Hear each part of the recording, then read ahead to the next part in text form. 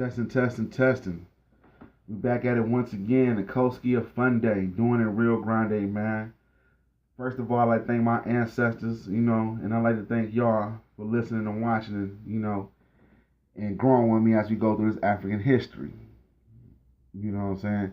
And we're going to talk about something that's not really discussed that much in history because it's not really known because, like I said before, it's not really taught to us. And this is when the U.S. Army military took over the Virgin Islands.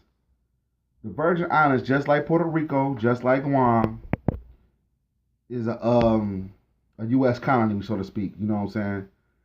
And many people don't know that the portrayals that these people have been through in Puerto Rico, Guam, and the U.S. Virgin Islands.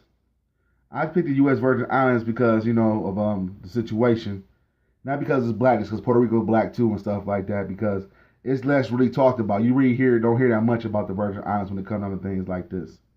So, without further ado, we're going to get into the situation. Alright, the first part of the situation, we'll get into a person called, on this fight, is Rothschild Francis. Rothschild Francis was a civil rights leader in the Virgin Islands after the 1917 transfer from the Danish to the United States sovereignty. His foray into politics was born to a need to address the cause of economic, social, and political disparities that created undue hardships for Virgin Islanders. To address those needs, Francis considered the sociological and government ideas and the philosophy of prominent individuals as diverse as Abraham Lincoln, Frederick Douglass, and Karl Marx. Francis determined that the civilian government and true democracy would best resolve the issues of social oppression inherent in colonial systems. These activities included informative public speeches, published articles locally and nationally, the formation of a labor union, colonial council membership, collaboration with the American Civil Liberties Union, and testifying before Congress of the United States for citizenship and civilian democracy for the natives. The model of government Francis proposed was designed to minimize bureaucratic political powers in order to maximize the social and economic well-being of the people. For 30 years after the 1848 emancipation, freedom was limited to freedom for being enslaved. It did not establish a political representation or the principles of justice and equality. The planters continued to exploit and control the people through restrictive employment and travel laws. One of the owners' restriction was the basis for the October 1st, 1878 fire burn. From then until 1936, despite the 1917 transfer, the ruling class continued to control the government by using wealth qualifications to exclude working class people from participation in the political process. In the period between 1917 and 1928, Rothschild Francis contested the ruling class and operational systems that took action in advanced society. His knowledge of the comprehensive functions of government and a vision of equality and justice set up a leadership standard that should be the benchmark for government officials in the Virgin Islands. As a child, Rothschild Polly Francis experienced verbal tauntings from his white and near white classmates based on the difference in appearance. People of that era were highly class and color conscious. However, the incidents likely strengthened Francis' self-esteem for similar challenges he would face as a civic leader. Despite the unfavorable experiences in school, Polly had a passion for books and reading history, psychology, anthropology, physiology, English, and American literature. This helped to develop the great intellect within Francis to address the people, the Colonial Council, and the U.S. Congress. Like his father, Polly shared knowledge and instilled in his Black history students that deportment, tolerance, and compassion would triumph and negate the prejudicial claims of white supremacy. When the United States acquired the islands in 1917, it was an experience in owning territories. As a temporal measure, its navy was appointed to govern.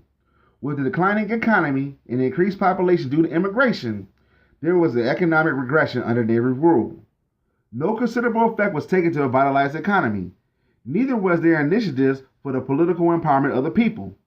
Navy reform focused on social services such as public health, water, sanitation, streets, roads, fire protection, and education.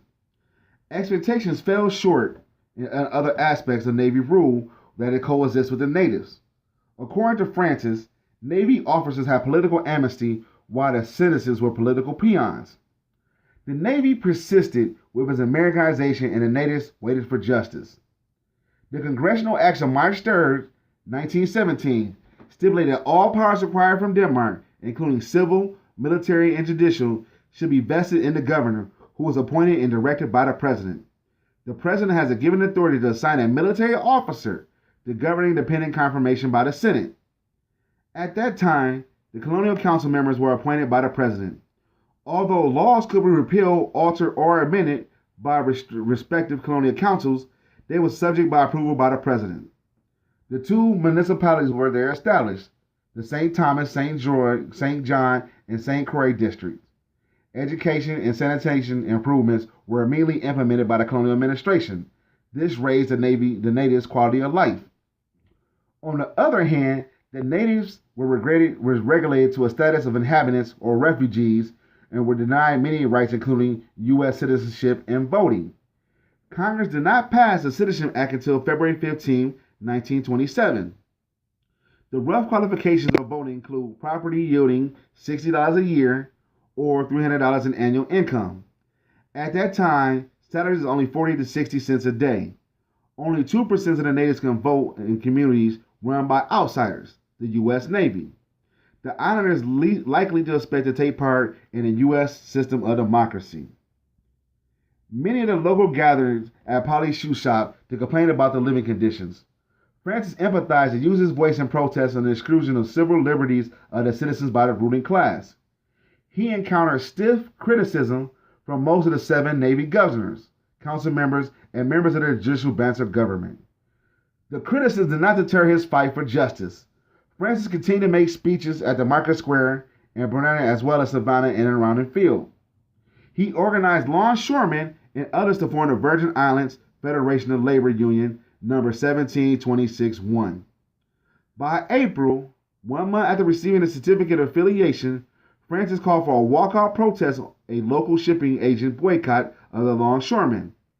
In a ruling class attempt to intimidate the labor leaders, the Navy assisted the planters and the merchants with importing cheap labor from nearby British islands. Francis opposed the workers' erection with the 2 oil tankers of the West India Company dock.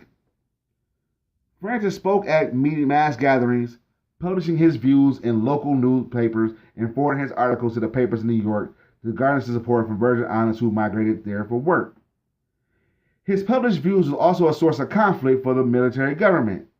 In addition, some local newspapers such as the Bulletin, the St. Thomas Trinidad, and the Mail Notes upheld Danish policy and rejected Francis' hardline charges, which was branded as inflammatory. There were also needs for the printing press for the working class.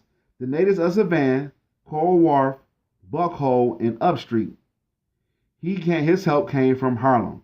Now, we're going to stop right here with the help that came from Harlem because it goes a little bit more deeper because this is talked about in a U.N.I.A. book, which we're about to go to right now. Now, this part right here I'm about to read from is from the U.N.I.A. book. You know what I'm saying? Marcus Garvey. It's in the U.N.I.A. book. Now, this article appeared in Negro World, June 17, 1922. Because he got his, like I said before, he got his help from Harlem. Virgin Islands at monster meeting protest Navy rule in St. Croix.